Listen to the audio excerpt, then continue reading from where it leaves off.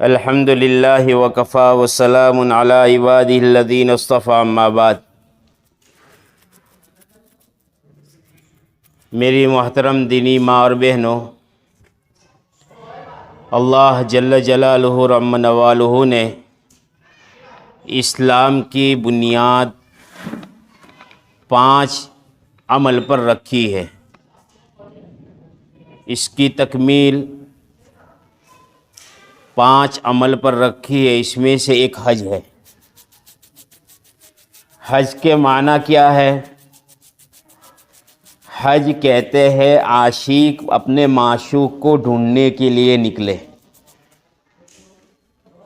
اسی لیے حج کے اندر سلے ہوئے کپڑوں کا پہننا جائز نہیں، عطر کا لگانا جائز نہیں، خوشبو والا صابن استعمال کرنا جائز نہیں، کنگھی بالوں میں کرنا جائز نہیں۔ ایک بکھرے ہوئے بال کے ساتھ اور ایک دھون کے ساتھ اللہ کے گھر پر حاضری ہو، اس کو حج کہتے ہیں۔ جیسے کہ اس کی مثال یوں سمجھو، کسی باپ کا ایکلوتا بچہ اگر کہیں گم ہو جاوے اور وہ باپ اس کی تلاش میں کوسوں میل در چلا جاوے، وہ باپ اپنے کپڑوں کو نہیں دیکھتا اور اپنے چلنے کو نہیں دیکھتا اور وقت کو بھی نہیں دیکھتا، ایک دھون کے ساتھ ہو جاتا ہے کہ میرا بچہ مجھے مل جاوے۔ جن لوگوں کو اللہ تبارک تعالیٰ اپنے در پر بلاتے ہیں، یہ بلانے کا فیصلہ تو جب ابراہیم علیہ السلام نے بیت اللہ بنوایا تھا اور بنانے کے بعد اللہ نے کہا تھا کہ ابراہیم آواز لگاؤ۔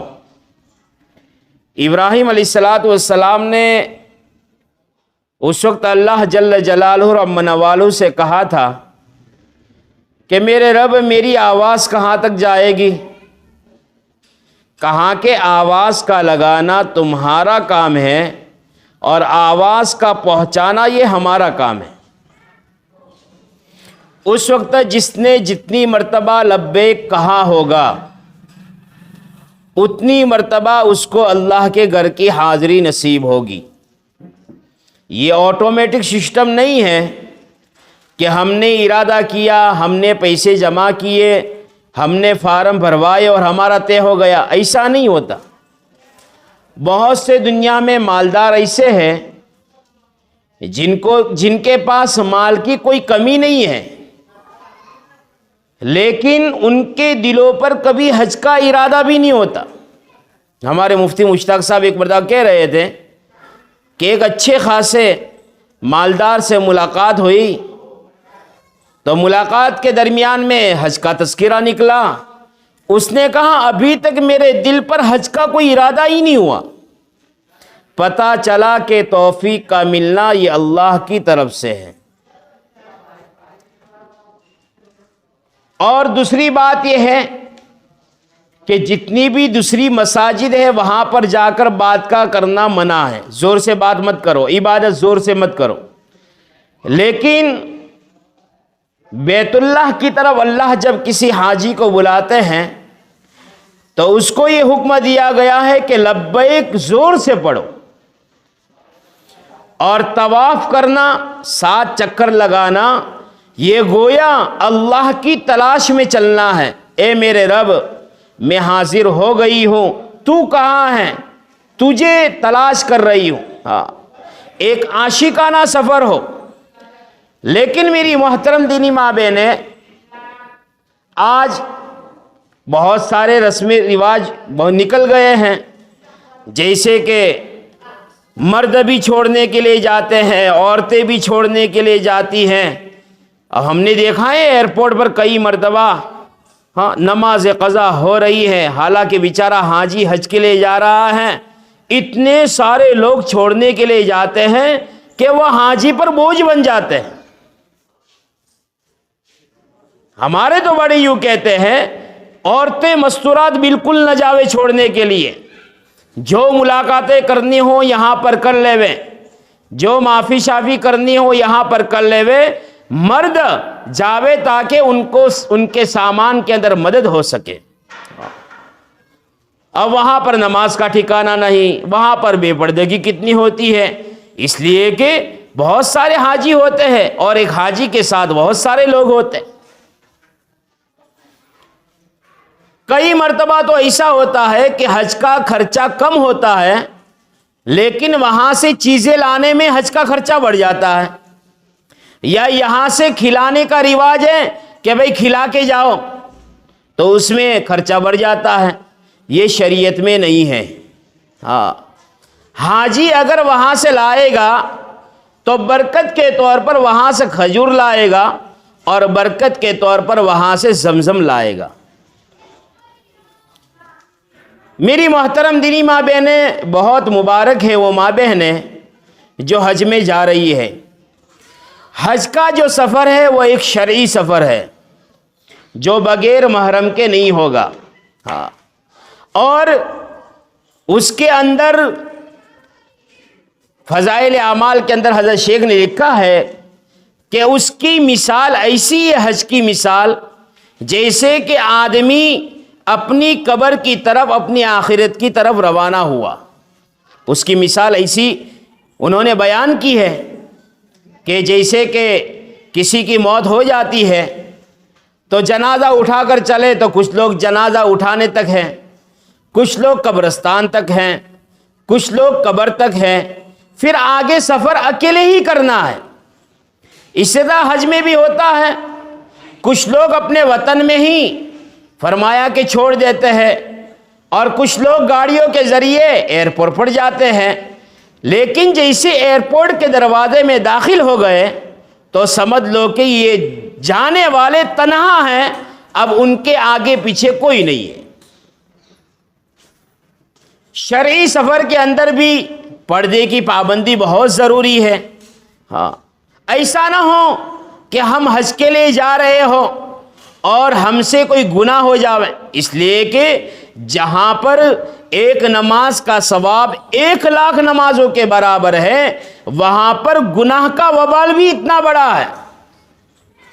اسی لیے تقریباً ہر مجلس کے اندر حاجیوں کو سمجھایا جاتا ہے کہ عبادت میں، نماز میں، اللہ کو منوانے میں اور اپنی زندگی کی صفائی کرنے میں، یعنی پاکی اور صافی اور توبہ کرنے میں وقت لگاوے، بجائے بازاروں کے چکر لگانے کی۔ ہاں، اس لیے کہ ساری دنیا کی چیزیں بن کے وہاں جاتی ہے جو ہماری یہاں سے ہی جاتی ہے۔ ہاں، ایسا نہیں ہے کہ وہاں پر بنتی ہو، نہیں۔ اسی لیے تو حضرت ابراہیم علیہ السلام کو جب حکم ہوا کہ حضرت ہاجرہ کو چھوڑنا ہے، پوری کائنات میں سب سے پہلے حضرت جبرائیل آئے۔ یہ پہلی مرتبہ آئے حضرت جبرائیل، اس کے بعد تو کئی مرتبہ آئے، لیکن پہلے کائنات میں سب سے پہلی مرتبہ جو جبرائیل آئے ہیں، انسانی شکل میں آئے ہیں، اونٹ پر سوار ہیں۔ ابراہیم کو اونٹ پر سوار کیا ہے، ہاجرہ کو اونٹ پر بٹھایا ہے، اور اس جگہ پر جہاں پر آج بیت اللہ ہیں، جہاں پر آج زمزم ہیں، جہاں پر آج صفا اور مروہ کی پہاڑی کے نشانات ہیں، وہاں پر ان کو چھوڑا ہے۔ 60 سال کی دعاؤں کے بعد اسماعیل پیدا ہوئے تھے۔ جس وقت حضرت ہاجرہ کو چھوڑا تھا 23، 24، 25 سال کی عمر تھی، اور حضرت سارہ کی عمر 80 سال کی تھی۔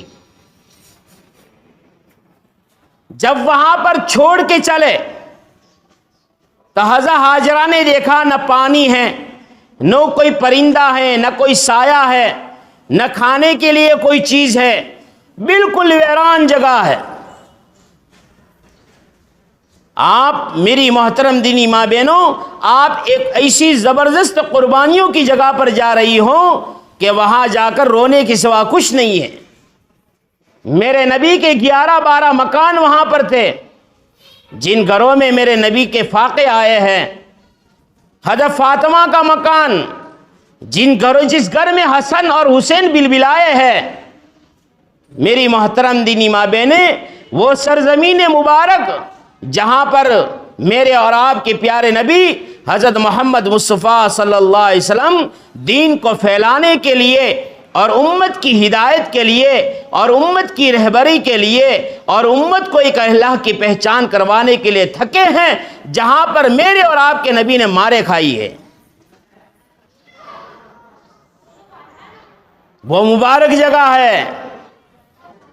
کئی اللہ والے تو ایسے گزرے ہیں کہ جنہوں نے جب مکہ کی سرحد میں داخل ہو گئے اپنے جوتے نکال لیے، کئی ایسا نہ ہو کہ میرے نبی کا مبارک پیر جہاں پر گرا ہو اور جہاں پر میرے نبی نے مبارک پیر رکھا ہو میرا جوتا اس مبارک پیر پر آ جاوے۔ اور جتنی اللہ کی عظمت کے ساتھ جاؤں گے، اللہ کے بول کو بولتے ہوئے جاؤں گے، میری محترم دینی ماں بہنیں، یہ سفر اتنا مزیدار بن جائے گا۔ ہاں، زندگی میں کسی کو ایک مرتبہ نصیب ہوتا ہے اور کسی کو کئی مرتبہ نصیب ہوتا ہے۔ ہاں، اب چاروں طرف پہاڑ ہے، رات ہو گئی، رات کا اندھیرا ہے، پہاڑوں کا اندھیرا ہے، وہ میدان جہاں پر حضرت ہاجرہ علیہ السلام اکیلی ہے، اس میدان کے اندھیرا ہے اور ایک معصوم بچہ ان کے ساتھ ہے۔ کیا گزری ہوگی، کیا گزری ہوگی حضرت ہاجرہ علیہ السلام پر، اور حضرت ابراہیم علیہ السلام جب اس چٹیل میدان میں اپنے بیوی اور بچے کو چھوڑ کر آئے ہوں گے اور واپس گئے ہوں گے، اس وقت ان پر کیا گزری ہوگی۔ یاد رکھنا، جو قومیں، جو انسان، جو دیندار لوگ دین کے پیچھے محنت کرتے ہیں، اللہ ان کی دین کی محنت کی نشانیوں کو ضائع نہیں کرتا۔ آپ اس بستی پر جا رہے ہیں جہاں پر حضرت بلال کو باندھ کر کے مارا جاتا تھا، حضرت خباب کو انگاروں پر لٹایا جاتا تھا، جہاں پر یاسر رضی اللہ تعالی عنہ کو مارا گیا ہے، جہاں پر بہت سارے بچے یتیم ہوئے ہیں اور جہاں پر بہت ساری عورتیں بیوہ ہوئی تھی، دین کے خاطر ایسی مبارک جگہ پر آپ کا جانا ہو رہا ہے۔ اسی لیے تو کہتے ہیں کہ حج میں جانے سے پہلے معافی شافی کر لو، دلوں کو صاف کر کے جاؤ، اپنے آپ کو محتاج بنا کر کے جاؤ، اور ایک بات یہ بھی سن لو، وہاں پر جو عمل کرو گے اس عمل پر سکہ لگ جائے گا۔ میں نے ایک مرتبہ میرے والد محترم کے پاس بیٹھا ہوا تھا، اچانک میرے دل میں ایک سوال آیا، میں نے کہا ابا، یہ جو لوگ حج میں جاتے ہیں، اتنی مبارک جگہ پر جاتے ہیں، پیارے نبی کی قربانیوں کی جگہ ہے، لیکن وہاں سے بغیر داڑھی کے واپس آتے ہیں، ان کے چہرے پر اللہ کے نبی کی سنتیں نہیں ہوتی ہے۔ مجھے یوں کہا بیٹا، جو لوگ وہاں پر داڑھیوں پر استرا چلاتے ہیں، موت تک ان کو کبھی بھی داڑھی رکھنی نصیب نہیں ہوگی، ایک سکہ خدا لگا دیتا ہے۔ جو بے پردگی کے ساتھ وہاں پر رہتے ہیں، یہ زندگی پر بے پردگی کے ساتھ رہیں گے، ہر عمل پر سکہ لگ جائے گا۔ اس لیے برائے تفریح حج کا سفر نہ ہو۔ ہاں، بیت اللہ کون سی جگہ ہے کہ آسمانوں سے سب سے پہلے ساری کی ساری برکتیں اور ساری کی ساری رحمتیں اللہ بیت اللہ پر نازل کرتا ہے، پھر وہاں سے مسجدوں میں آتی ہے، پھر وہاں سے جو مسجدوں میں نماز پڑھنے کے لیے آتے ہیں ان کے گھروں تک جاتی ہے۔ گویا کہ آپ رحمتوں اور برکتوں کے خزانوں کے پاس جا رہے ہیں، سوائے رحمتوں کے لٹنے کے اور برکتوں کے لٹنے کے ہمارا کوئی کام نہ ہو۔ ارے آپ حرم میں بیٹھے رہوں گے اور بیت اللہ پر خالی نظر ڈال کر آپ کے آنسو نکل رہے ہیں، کئی گناہ اللہ آپ کے معاف کر دے گا۔ ہاں، پیارے نبی کا روزہ قسمت والا ہے وہ کہ جس کو پیارے نبی کا روزہ نصیب ہو جاوے۔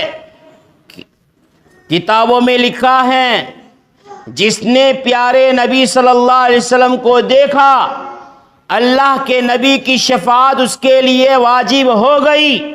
کسی نے پوچھا اللہ کے نبی صلی اللہ علیہ وسلم دنیا سے پردہ فرما گئے ہیں، اب ان کے روزے پر جانے سے کیا یہ فضیلت ملے گی؟ کہاں ہاں ملے گی، اس لیے کہ پیارے نبی حضرت محمد مصطفیٰ صلی اللہ علیہ وسلم اپنی قبر اطہر کے اندر زندہ ہے، حیات ہے، یہ ہمارا عقیدہ ہے۔ ہاں، اب جس نے بھی اللہ کے نبی کی روزے پر صلاۃ و سلام پیش کر دیا، آپ کے روزے کی زیارت کر لی، سمجھ لو کہ اللہ کے نبی کی شفاعت کا مستحق بن گیا۔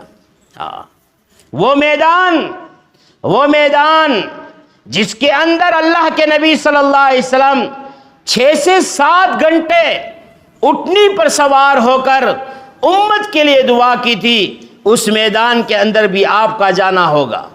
سوائے قربانی کی کوئی جگہ نہیں ہے۔ اگر اللہ اور زیارت کا موقع دے دے طائف میں جانا ہو جاوے تو وہ الگ بات ہے۔ تو بات چل رہی تھی حضرت ہاجرہ علیہ الصلوۃ والسلام کی۔ ایک دن گزر گیا، اب بچہ تو بچہ ہوتا ہے، رونا شروع ہوا، پیاس لگی، اب کیا پلاوے کیا کھلاوے، کوئی سہارا نہیں ہے، کوئی سایہ نہیں ہے، کوئی مویشی کوئی جانور نہیں ہے، کوئی پرندہ نہیں ہے، چٹکیل میدان ہے۔ اب صفا کی طرف دوڑ رہی ہے، صفا سے مروہ کی طرف، یہ دونوں کی طرف دوڑ رہی ہے، آتے اور جاتے ہوئے دیکھ رہی ہے میرا بچہ زندہ ہے کہ نہیں ہے، میرا بچہ زندہ ہے کہ نہیں ہے، یہاں تک کہ دوڑتے دوڑتے زمین پر گر گئی اور یوں سمجھ لیا اس نے اب تو میں مر جاؤں گی۔ حضرت ہاجرہ نے کیا سمجھ لیا؟ اب تو میں مر جاؤں گی، لاؤ آخری نظر سے میرے بچے کو دیکھ لو۔ دیکھا ایک نورانی آدمی کھڑا ہے اور میرے بچے یعنی اسماعیل کی جہاں پر ایڑیوں کے نشان ہیں وہاں پر سے ایک پانی کا چشمہ اللہ نے جاری کیا ہے۔ زمزم کا پانی کتنا مبارک پانی ہے، کئی سال ہو گئے، ہاں کئی زمانے گزر گئے، ایک کیڑا اس میں نظر نہیں آئے گا، اس پانی میں لیل نہیں ہوگی، ہاں یہ پانی کبھی بھی خراب نہیں ہوگا۔ ہاں قربانی کے بعد یہ پانی اللہ نے ان کو دیا تھا، وہ تو پھیل رہا تھا، تو حضرت ہاجرہ نے اٹھی اور دوڑی، جانے کے بعد یوں کہا زمزم، زمزم کے معنی ہے ٹھہر جا، رک جا، وہ وہاں پر ٹھہر گیا۔ ابھی بھی زمزم کے کنویں کے اندر جو موٹریں لگائی گئی ہیں، جب وہ موٹریں شروع کی جاتی ہے زمزم کے پانی کو نکالنے کے لیے تو بہت سارے سوراخ ہیں، لیکن ایک سوراخ بیت اللہ کی طرف کا ہے، وہ سوراخ میں سے ایسا پانی ابلتا ہوا نکلتا ہے اور ایسا جوش سے نکلتا ہے کہ تم دیکھتے ہی چلے جاؤ۔ آج تک پانی کم نہیں ہوا، آج تک پانی ختم نہیں ہوا، کتنے لوگ جاتے ہیں، کتنے لوگ لاتے ہیں، کتنے لوگوں کو پلاتے ہیں۔ میری محترم دینی ماں بہنیں، وہاں پر جانے کے بعد زیادہ کھانے کی فکر نہیں اور زیادہ فرمایا کہ آرام کی فکر نہیں، یہ سب چھوڑ دو۔ وہاں پر جانے کے بعد زمزم کا پانی پی لو تو نیت یہ کر لو یا اللہ بھوک نہ لگے، ہاں جو نیت کرو گے وہ نیت پوری ہوگی۔ بہت سارے لوگ حج کر کے آتے ہیں تو کہتے ہیں بھئی ہم تو زمزم کا پانی پی لیتے تھے، پیاس بھی چلی جاتی تھی، بھوک بھی چلی جاتی تھی، اور فرمایا کہ کئی نمازیں فرمایا کہ ایک ہی وضو میں ہو جاتی تھی، بس طواف کے چکر کاٹتے رہتے تھے۔ دوسری ایک بات یاد رکھو، آپ شہر مکہ میں داخل ہوں گے، اب دھیرے دھیرے آپ بیت اللہ کے قریب ہوں گے، جیسے بیت اللہ پر نظر پڑی جو دعا مانگی وہ دعا قبول ہو گئی۔ ہاں مزاب رحمت کے نیچے دعا قبول ہوتی ہے، مقام ابراہیم کے پاس دعا قبول ہوتی ہے، رکن یمانی پر دعا قبول ہوتی ہے، حتیم میں دعا قبول ہوتی ہے، بیت اللہ کے سامنے دعا قبول ہوتی ہیں، بہت سارے مواقع ایسے ہیں جہاں پر دعا قبول ہوتی ہے۔ اس لیے میری محترم دینی ماں بہنیں، جو ہماری ماں بہنیں جا رہی ہے، یہاں سے پوری تیاری کے ساتھ جاوے اور جتنا ہو سکے اتنا پیدل حج کرے، پیدل چلے، پیدل چلے، زبانوں پر ذکر ہو، دل میں اللہ کا شکر ہو، ہر دن شکرانے کی نماز، میرے رب میں کہاں تو کہاں، کیا میری قسمت تو نے چمکائی ہے کہ تیرے حرم کے اندر کھڑی ہوں اور بیت اللہ کو دیکھ رہی ہوں، تیرے نبی کے روزے پر تو نے مجھے کھڑا کر دیا ہے اور میں صلاۃ و سلام کا نذرانہ پڑھ رہی ہوں، یہ میری کیا حیثیت، لیکن تو مجھے لایا ہے، تو مجھے قبول فرما۔ دوسری بات یہ ہے کہ اب دنیا میں رہتے ہیں، بہت سارے ہمارے اڑوس پڑوس میں رہتے ہیں، بہت سارے رشتہ دار بھی رہتے ہیں، کبھی کسی کی غیبت ہو جاتی ہے، بات ہو جاتی ہے، حسد ہو جاتا ہے، کسی کا کینہ دلوں میں آ جاتا ہے، اور کبھی کسی کے بارے میں زیادتی کی بات بھی ہو جاتی ہے۔ میری محترم دینی ماں بہنیں، سب سے پہلے تو جانے والی جتنی ماں بہنیں ہیں وہ سب کو معاف کر دے، سب سے پہلے ان کو معاف کرنا ہے، اور جوں یاد آوے ان لوگوں کے پاس جا کر معافی مانگ لے۔ معافی مانگنے سے کوئی چھوٹا نہیں ہوتا۔ حضرت عائشہ رضی اللہ تعالیٰ عنہ، رمضان کا مہینہ ہے اور آخری عشرہ چل رہا ہے جس کے اندر طاق راتیں آتی ہے، پوچھا یہ اللہ کے نبی صلی اللہ علیہ وسلم، آخری عشرہ ہے، رمضان کا مہینہ ہے، طاق راتیں آ رہی ہے جس میں لیلۃ القدر کی بھی رات آنے کا زیادہ احتمال ہے، تو کون سی دعا کروں؟ اللہ کے نبی صلی اللہ علیہ وسلم فرمایا یہ دعا پڑھو عائشہ، اللہم انک تحب العفو فاعف عنا یا کریم، اے اللہ تو معافی کو پسند کرتا ہے، تو مجھے معاف کر دے۔ اللہ کو معافی بہت پسند ہے۔ معافی مانگنے والا کبھی بھی ذلیل نہیں ہوتا، معافی مانگنے والا کبھی بھی بے عزتی اس کی نہیں ہوتی، بلکہ جو معافی مانگتا چلا جائے گا اللہ اس کی عزت میں بڑھوتری کرتا چلا جائے گا۔ بھول ہو جاتی ہے، انسان ہے، اللہ خود کہتا ہے کہ انسان کا مادہ بھول جانا ہے، اب بھول میں گناہ ہو گئے تو معافی مانگ لو۔ اور دوسری جتنی بھی ماں بہنیں یہاں پر ہے یا جو نئی آئی ہے ان پر بھی یہ بات پہنچا دو کہ جتنے بھی حج میں جانے والی ماں بہنیں ہیں ان کو معاف کر دے۔ ایسا نہ ہو کہ داؤ ساچوانو کہ اب حج میں جاوانو ٹائم آپیو છે ને હવે આ લોકો અમારા પાસે આવશે અને માફી માંગશે, આપણે માફ નહીં કરવાનું। યાદ રાખો તમે અલ્લાહની બંદીના માફ નહીં કરો, અલ્લાહ કદી પણ તમને માફ નહીં કરે। ઇસ્લામના અંદર આ સેજ નહીં કે દાવ સાચવો। اس لیے میری محترم دینی ماں بہنیں، ایک صحابی رضی اللہ تعالیٰ عنہ اللہ کے نبی صلی اللہ علیہ وسلم کی مجلس مبارکہ کے آگے سے نکلے، اللہ کے نبی کا کہا جنتی ہے، تو دوسرے صحاب ان کے پیچھے ہو گئے، رات رہیں، دین ان کے ساتھ گزارا، کوئی عمل دوسرا نہیں دیکھا، کہا کہ بھائی میں تو تمہارا مہمان اس کے لیے بنا تھا اور تمہارے ساتھ رات اس لیے گزاری تھی اور تمہارے ساتھ دین اس لیے گزارا تھا، کوئی ایسا عمل دیکھو جس کی بنیاد پر اللہ کے نبی نے تم کو جنتی کا مزدہ سنایا ہے اور جنتی ہونے کی فضیلت تمہارے بارے میں بتائی ہے، تو کہا کہ وہ کون سا عمل ہے؟ کہا کوئی عمل نہیں ہے، رات کو جب سونے کے لیے بستر پر جاتا ہوں پوری امت کو معاف کر دیتا ہوں، اس فضیلت کی وجہ سے اور اس عادت کی وجہ سے اللہ کے نبی نے انہیں جنتی کہا ہے۔ کتنا بڑا عمل ہے، امت کو معاف کر دو۔ معافی اللہ کو بہت پسند ہے، اسی لیے تو کتابوں میں لکھا ہے، بڑوں سے سنا ہے کہ زمین سے آسمان تک مشرق سے مغرب تک، شمال سے لے کر جنوب تک اگر کسی بندے کے گناہ بھر جاوے، اور جس طرح ہم ہمارے گھروں میں اناج کی بوریوں کے، فرمایا کہ کٹے رکھتے ہیں، ہاں ایک کے اوپر دوسرا، دوسرے کے اوپر تیسرا، اور چاول کے رکھتے ہیں اور شکر کے رکھتے ہیں، اسی طرح اس کے گناہ کے ڈھیر لگ جاوے، ایک مرتبہ سچی توبہ اللہ کے سامنے وہ بندہ یا بندی کرتی ہیں، اللہ اس کو معاف کر دیتا ہے۔ تو میری محترم دینی ماں بہنوں، کیا ہم اللہ سے بڑھ کر ہیں؟ نعوذ باللہ۔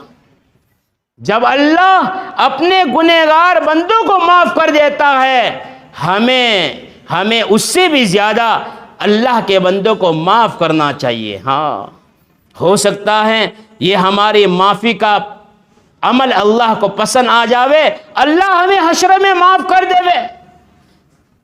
میرے بندی، میرے بندے، تو نے فلانی بندی کو معاف کیا تھا، آج میں بھی تجھے معاف کر رہا ہوں، جا جنت میں چلی جا، جنت میں چلا جا۔ کتنا سستا سودا ہوگا یہ۔ اس لیے دل سے معاف کریں اور جانے والوں کے لیے دعائیں کریں، اللہ ان کے سفر کو آسان کرے، اللہ ان کے سفر کو شریعت کے مطابق، دین کے مطابق سفر کرنے کی ان کو توفیق دے، اور وہاں جا کر ہر گھڑی ہر سیکنڈ کی ان کے سامنے ان کی قیمت رہیں، اور جانے والے بھی جب بھی دعا کے لیے ہاتھ اٹھائیں، اپنی اولاد کے لیے اور اپنے گاؤں والوں کے لیے، خصوصاً آج پوری امت مسلمہ مظلوم بن چکی ہے، اور امت کی ہزاروں لڑکیاں جس نے ایمان چھوڑ دیا ہے، غیروں کے قبضوں میں چلی گئی ہیں، خصوصاً ان لڑکیوں کے لیے دعا کرے، اللہ ان کو توفیق دے، پھر سے وہ ایمان میں داخل ہو جاوے، ہمیشہ کی جہنم کی آنکھ سے وہ بچ جاوے، اور ایک ایمان والے کی زندگی کیسی ہونی چاہیے ویسی زندگی اللہ ایمان والوں کو گزارنے کی توفیق دے۔ اللہ تبارک تعالیٰ ان باتوں پر عمل کرنے کی توفیق نصیب فرمائے۔ درود شریف پڑھ لو۔ اللہم صلی علی سیدنا مولانا محمد وعلی آل سیدنا مولانا محمد وبارک وسلم۔ ربنا آتنا فی الدنیا حسنہ وفی الآخرۃ حسنہ وقنا عذاب النار۔ یا اللہ ہمارے گناہوں کو معاف فرما، ہمارے جمع ہونے کو قبول فرما۔ یا اللہ بہت مبارک ہے جن کو تو اپنے در پر بلا رہا ہے۔ یا اللہ دوسرے بھی انتظار میں بیٹھے ہوئے ہیں، پتہ نہیں کب تیرا بلاوا آئے گا اور تیرے گھر کی حاضری نصیب ہوگی۔ یا اللہ سب کو تیرے گھر کی حاضری نصیب فرما دے، بار بار نصیب فرما دے، پورے امت مسلمہ کے ایک ایک فرد کو نصیب فرما دے۔ یا اللہ، یا اللہ جو تیرے لیے تیرے گھر پر حاضر ہونے جا رہے ہیں، یا اللہ اپنے پیچھے اپنی اولادوں کو چھوڑ رہے ہیں، اپنے بچوں کو چھوڑ رہے ہیں، بوڑھے ماں باپ کو چھوڑ رہے ہیں، جوان بچوں کو چھوڑ کے جا رہے ہیں، صرف تیرے ایک حکم کو پورا کرنے کے لیے، ایمان کی تکمیل کے لیے۔ یا اللہ جانے والوں کے سفر کو آسان فرما دے، اور پیچھے رہنے والوں کی حفاظت کا سامان مہیا فرما دے، ان کی خود تو حفاظت فرما دے۔ یا اللہ، یا اللہ، یا اللہ ان سب کو حج مبرور، حج مقبول نصیب فرما دے، وقت کو ضائع کرنے سے حفاظت فرما لے، زیادہ سے زیادہ عبادت کرنے کی، نمازیں پڑھنے کی، تیرے سامنے زندگی کی توبہ کرنے کی، گناہوں سے توبہ کرنے کی توفیق نصیب فرما لے۔ یا اللہ، یا اللہ، یا اللہ ہم سب کو معاف فرما لے، امت کو معاف فرما لے۔ جمعہ کا دن ہے، عصر کا وقت ہو رہا ہے، عصر سے لے کر مغرب تک ایک گھڑی ایسی ہے جس کے اندر تو دعا کو قبول کرتا ہے۔ یا اللہ یہ دوسری ماں بہنیں بھی ان کو معاف کرنے کے لیے جمع ہوئی ہے، ان کو ہمت دینے کے لیے جمع ہوئی ہے۔ یا اللہ سب کو اپنے گھر پر بلانے کے فیصلے فرما دے، سب کو اپنے گھر پر بلانے کے فیصلے فرما دے۔ امت میں جو بیمار ہیں ان کو شفا نصیب فرما دے، جو مقروض ہیں ان کے قرضوں کے ادا ہونے کی غیب شکل اور صورتیں پیدا فرما دے۔ یا اللہ جو پریشان ہیں ان کی پریشانی کو دور فرما دے۔ یا اللہ یا اللہ یا اللہ، عزت والی، عافیت والی، برکت والی، رحمت والی، سکون والی زندگی بھی عطا فرما دے اور روزی بھی عطا فرما دے۔ یا اللہ اس موقع پر جناب رسول اللہ صلی اللہ علیہ وسلم نے جتنی بھی خیر کی دعائیں مانگی ہیں ہمیں اور پوری امت کو نصیب فرما لے۔ ہماری دعاؤں کو آقا انعامدار تاجدار مدینہ فخر دو عالم حضرت محمد مصطفیٰ صلی اللہ علیہ وسلم کے صدقے طفیل کے اندر قبول فرما لے۔ یا رب صلی وسلم دائما ابدا علی حبیبک خیر الخلق کلہم، سبحان ربک رب العزت عما یصفون وسلام علی المرسلین الحمد للہ رب العالمین برحمتک یا ارحم الراحمین۔